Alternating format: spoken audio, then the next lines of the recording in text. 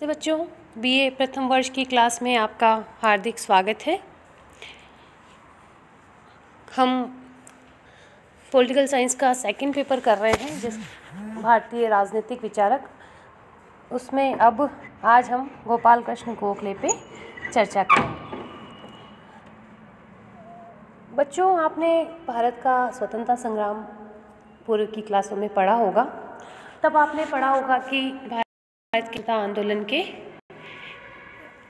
दो स्टेप्स माने जाते थे, या दो उदारवादी और उग्रवादी युग माने जाते हैं। तो उदारवादी युग के जो नेता थे उसमें सबसे प्रमुख नाम गोपाल कृष्ण गोखले का था।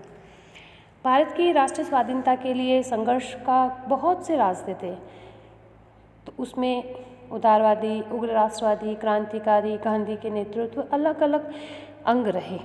इस राष्ट्रीय आंदोलन के प्रारंभिक नेता उदारवादी थे, जिसमें नौरोजी, सुरेंद्रनाथ बनर्जी, फिरोज शाह मेहता, गोपाल कृष्ण गोखले, और गोखले उसमें सबसे इम्पोर्टेंट थे। गोखले में देश के प्रति अटूट निष्ठा, लगन थी, और वे राष्ट्रीय आंदोलन में किसी भी नेता से पीछे नहीं थे। आपका जन्म बम्बई प्रांत के कोल्हापुर जिले में हुआ, और गोखले ने विविध रूपों में देश की सेवा की। 1905 में वे कांग्रेस के बनारस अधिवेशन में अध्यक्ष भी बने।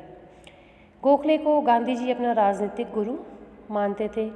ब्रिटिश सरकार ने उन्हें नाइटहुड की उपाधि देने का प्रस्ताव रखा, जिन्होंने उन्हें अस्वीकार कर दिया। गोखले इतिहास और अर्थशास्त्र के प्रकांड पंडित थे। उन्होंने बर्ग की जो प्रसिद्ध पुस्तक थी reflection on the French revolution को बहुत अच्छे से पढ़ा। इसलिए उन्होंने सावधानी की नीति, धीमे विकास में विश्वास किया। गोखले में प्रशासनिक उत्तरदायित्व की भावना थी, और इसी भावना ने उन्हें आंदोलन से अलग रखने का कार्य किया। इसके अतिरिक्त गोखले रानाडे के शिष्य थे। रानाडे से उन्हें एक निश्चित राजनीतिक दृष्टिकोण मिला था। फिरोज शाह मेहता, सालबाई, विलियम वेडरबर्न, उनसे भी उनका संपर्क था, और इसलिए वे स्वयं आदर्शवाद के स्थान पर यथार्थवादी और व्यवहारिक बुद्धि के धनी थे। उनके इस स्वभाव और समस्त शिक्षा दीक्षा ने उनमें ब्रिटिश उदारवाद के प्रति भारी विश्वास उत्पन्न कर दिया। इसलिए वे रचनात्मक राजनीतिज्ञ बने। उनके राजनीतिक चिंतन की प्रमुख बातों को हम कुछ शीर्षकों में देख सकते हैं। सबसे पहले बच्चों, उन्हें ब्रिटिश जाति की उदारता और न्यायप्रियता में बहुत अधिक विश्वास था। चूँकि उनकी शिक्षा दीक्षा ने ब्रिटिश उदारवाद के प्रति गहरी आशा उत्पन्न कर दी थी, उन्हें अंग्रेज जाति की अंतरात्मा में विश्वास था। नौरोजी की भांति वे भी मानते थे कि इंग्लैंड में एक नए ढंग की राजनीतिज्ञता का उदय होगा और भारत के साथ न्याय किया जाएगा। ब्रिटेन की उदारता और न्यायप्रियता को जगाते हुए उन्होंने भारत के प्रसंग में उदार आचरण का परिचय देने के लिए प्रेरित किया। ब्रिटिश राजनीतिज्ञों की सद्भावना में और ब्रिटिश राष्ट्र की न्यायप्रियता में उनका बहुत अधिक विश्वास था। यद्यपि अंतिम समय में उनकी ये आस्था थोड़ी सी कमज़ोर अवश्य पड़ गई थी। दूसरा देखिए बच्चों, ब्रिटिश शासन के प्रति गोखले का जो दृष्टिकोण था वो तो मैंने आपको बताया।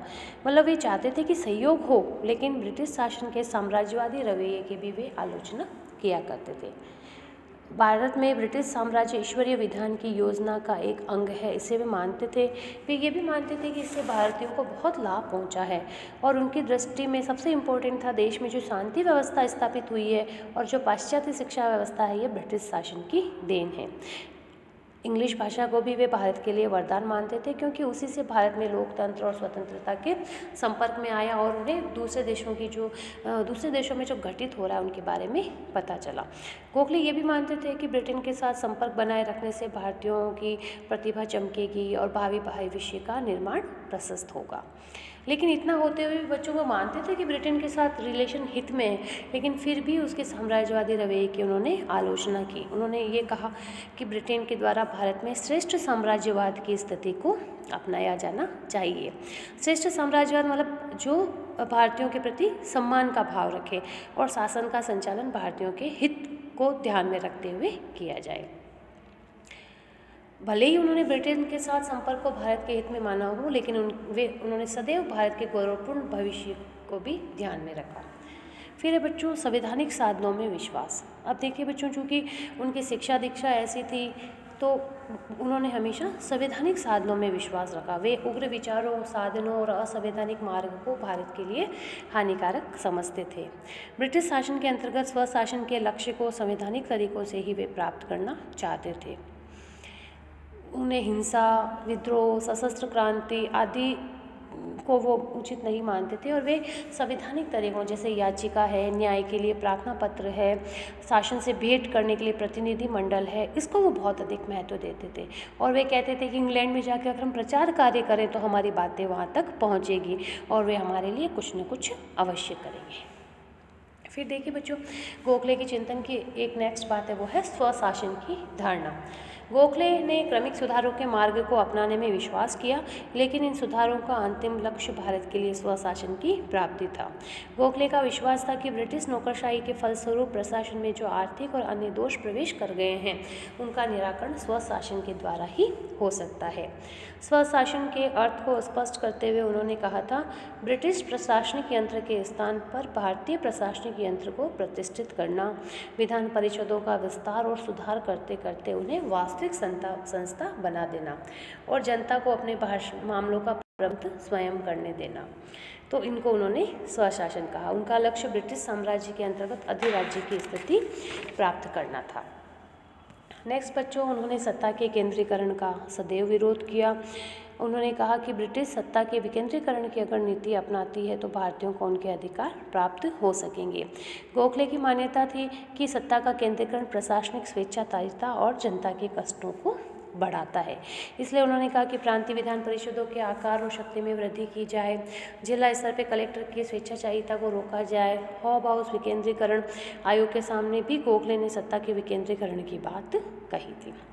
फिर वे कुछ प्रशासनिक सुधार करना चाहते थे। वे जानते थे कि ब्रिटिश शासन व्यवस्था के बहुत दोष है, तो उन्होंने भौतिक और नैतिक उत्थान के लिए सुधारात्मक कदम उठाने की बात कही।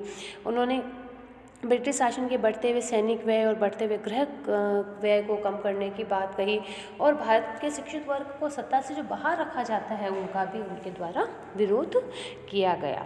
गोखले ने सरकार पे हमेशा दबाव डाला कि जन कल्याण पे अधिक व्यय करे, सरकारी कर्मचारियों की संख्या घटाए, सैनिक व्यय कम करे और प्रशासनिक सुधार के लिए आवश्यक कदम उठाए। सांप्रदायिक एकता में उनका बहुत अधिक विश्वास था। वे भारत को नैतिक और भौतिक दोनों ही दृष्टियों से सबल देखना चाहते थे, इसलिए वो सभी धर्मों की, जातियों की एकता पे बल देते थे। हिंदू मुस्लिम एकता को भारत राष्ट्र के लिए सबसे अधिक आवश्यक और कल्याणकारी मानते थे। उन्होंने ये भी कहा कि बहुसंख्यक होने और शिक्षा की दृष्टि से आगे बढ़े हुए होने के कारण हिंदुओं का ये विशेष दायित्व है कि वे सामान्य राष्ट्रीयता का प्रभाव विकसित करने में अपने मुस्लिम भाइयों के सहायक बने। उनके द्वारा स्थापित भारत सेवक संघ का एक प्रमुख उद्देश्य ही राष्ट्रीय एकता की भावना को मजबूत करना था। अब नेक्स्ट देखिए बच्चों, उनका है स्वदेशी का समर्थन लेकिन बहिष्कार के प्रति शंकाएं। स्वदेशी आप अच्छे से जानते हैं क्या है। स्वदेशी आंदोलन को उन्होंने उच्च कोटि की देशभक्तिपूर्ण आर्थिक आंदोलन बताया। उन्होंने कहा कि जब हम देश की बनी हुई सामान ही काम में लेंगे तो विदेशी सामान का तो हम अपने आप वैसे ही बहिष्कार कर रहे हैं ना। यद्यपि उन्होंने बहिष्कार को स्वीकार नहीं किया। स्वदेशी की बात करते हुए उन्होंने कहा हथकरघा उद्योग का पुनरुत्थान करने और उन्हें आधुनिक रूप देने के महत्व पे जोर दिया, जिससे किसानों को अतिरिक्त आय प्राप्त हो सके। उनकी दृष्टि में विदेशी वस्तुओं के बहिष्कार का आंदोलन जो कि नकारात्मक हो सकता है, इसलिए उन्होंने इसका समर्थन नहीं किया। इसके अतिरिक्त बच्चों आपने राजनीति के आध्यात्मिकरण पे बहुत अधिक बल दिया। गोखले राजनीति में नैतिकता तथा उच्च उद्देश्यों को लेकर आए थे। उन्होंने इस बात पे बल दिया कि धर्म और नैतिकता को राजनीति का आधार होना चाहिए तथा साध्य और साधनों के संबंध में, मतलब साध्य पवित्र हो, साधन भी पवित्र होने चाहिए। उन्होंने कहा कि राजनीति जनसेवा का माध्यम तभी बन सकती है जब उसका आध्यात्मिकरण हो, अर्थात वो नैतिकता पे आधारित हो। उनका विचार था कि चारित्रिक विकास और नैतिक राजनीति के अभाव में स्वशासन हमारे देश के सार्वजनिक रोगों का उपचार नहीं कर सकता। इसलिए उन्होंने सार्वजनिक नैतिकता के विकास और चरित्र निर्माण की आवश्यकता पर बल दिया और इसी उद्देश्य की पूर्ति के लिए उन्होंने 1905 में भारत सेवक समाज की स्थापना कही, जिसका उद्देश्य था कि समर्पित व्यक्तियों का ऐसा समूह तैयार किया जाए जो राजनीति के आध्यात्मिकरण की बात कहे और उसके लिए प्रयास उसके द्वारा किए जाए।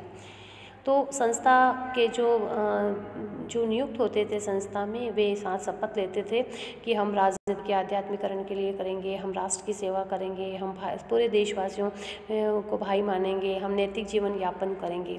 तो भारत सेवक समाज के द्वारा उन्होंने राजनीति के आध्यात्मिकरण को जो है पुष्ट किया, और ये उनकी एक बहुत महत्वपूर्ण देन थी। आज के लिए बच्चों इतना ही। धन्यवाद।